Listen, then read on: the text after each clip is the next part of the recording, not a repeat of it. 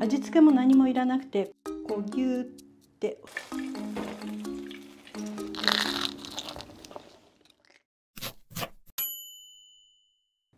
今日はキムチ餃子を作ります。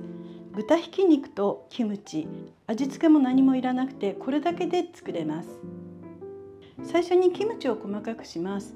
もちろん包丁とまな板を使って刻んでもいいんですけれども、キムチって結構赤くなっちゃうんですよね。ですので私はいつもキムチを刻むときはキッチンバサミで器に入れた状態で切っていきます。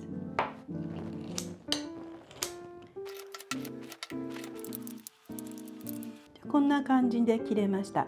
粗いみじん切り程度に切れれば大丈夫です。切ったキムチと豚のひき肉を混ぜてよくこねていきます。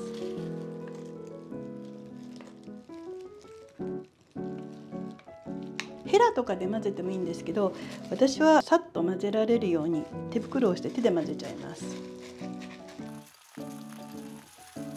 結構しっかり混ぜ込みます。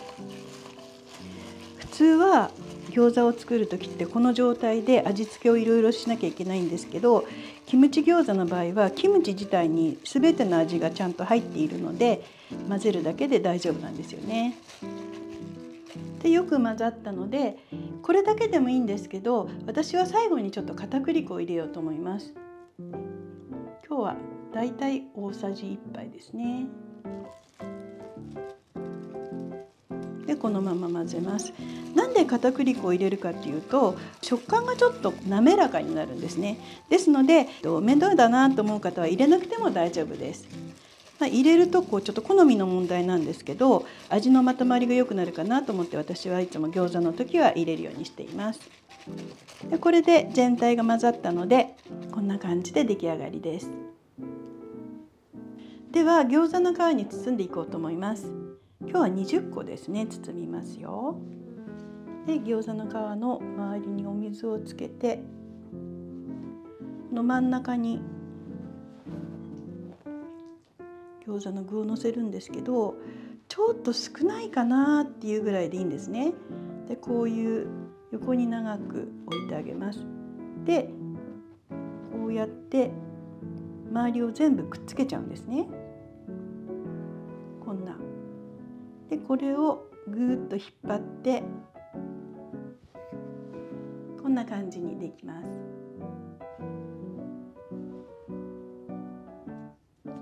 こうやって全部ぐるっと閉じちゃって、この端っこと端っこを持ってこうやってくっつけたら、ここをギューって押すとくっつくので、こんなお帽子みたいな形になるんですね。これで出来上がりです。で餃子を作る結構大きいハードルっていうのが、お野菜をみじん切りにするっていうところと、餃子のこのひだを取って形を整えなきゃならない。結構大変ですよね、数多く作ると。それがこのやり方だとひだが取らなくても上手にできるので、とっても簡単にできますよ。これは焼き餃子でも茹で餃子でもこの包み方で大丈夫ですよ。こんな感じで出来上がった餃子を、私はこのようにバットに片栗粉を敷いてその上に置いていきます。結構水分が出たりするので入れ物にくっついちゃったりするんですね。それを防ぐことができるからですね。で今日は20個しか作らないのでいいんですけど、50とか100とか家族分みんなの分を作ってたくさん作る時って置いといる時間が長くなっちゃうので、そういう時は是非こうやって片栗粉を敷いた上で置いてください。そうすると焼く時にこうやって取るのが簡単に取れますよ。それでは残りも全部包んでいきますね。欲張って入れすぎたでしょ、ほんのちょっぴりじゃないとダメだよ。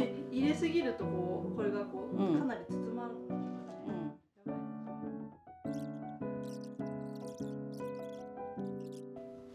はい、これで全ての餃子が包めました。では餃子を焼いていきましょう。フライパンと油がよーく熱したところに餃子を置いていかないとくっついちゃうんですね。ですので最初に油をたっぷりめに敷いて、多分大さじで2杯分ぐらいはたっぷり敷いてありますね。でこの状態で強火にかけていきます。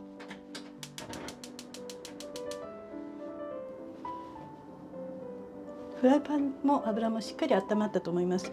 ちょっと心配な方はこの時にさっき片栗粉の上に置いてあるので片栗粉があると思うんですけど、それをこうやるとチュルチュルっていう音とともにすぐ弾けるような音がするんですね。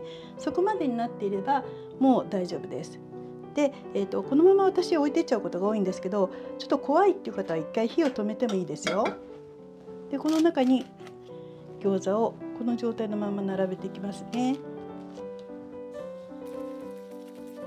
20個だとちょっと多いので10個ずつ2回に分けて焼いていこうと思います。で並べたらもう1回強火にかけて、しっかりこの置いた方にですね焼き目がつくまで焼いていきます。焦げ目が軽くつくぐらい、こんな感じですね。こうなってきて全体についてきましたね。ここまで来たら今度は水を入れて蓋をして蒸し焼きにします。もう強火なのでお水が跳ねないように気をつけて端の方から入れたら蓋をします。だいたい 2,3 分で水分がすべて蒸発するので、そこまでこのまま蒸し焼きにします。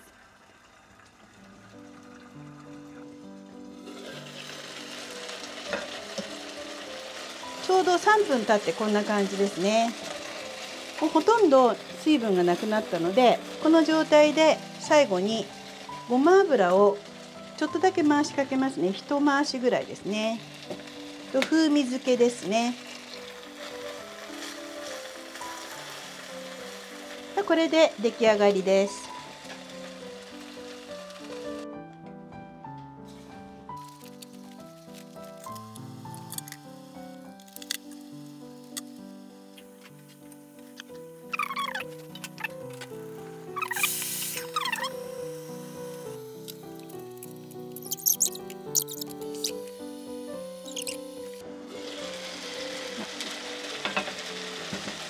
3分経ちました。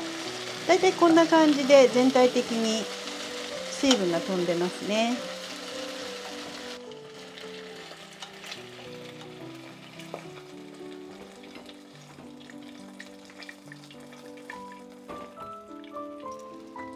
すごく美味しそうに焼けました。それでは早速焼きたての美味しいところを試食してみようと思います。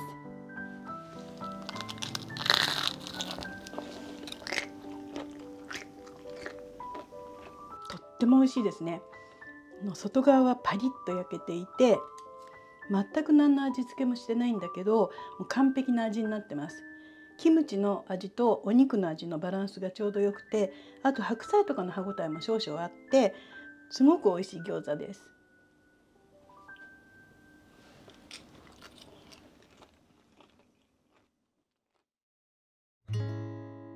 いかがだったでしょうか。ひき肉とキムチだけで作るこの餃子は本当に手軽なのにとっても満足感があるので、私のお気に入りのレシピです。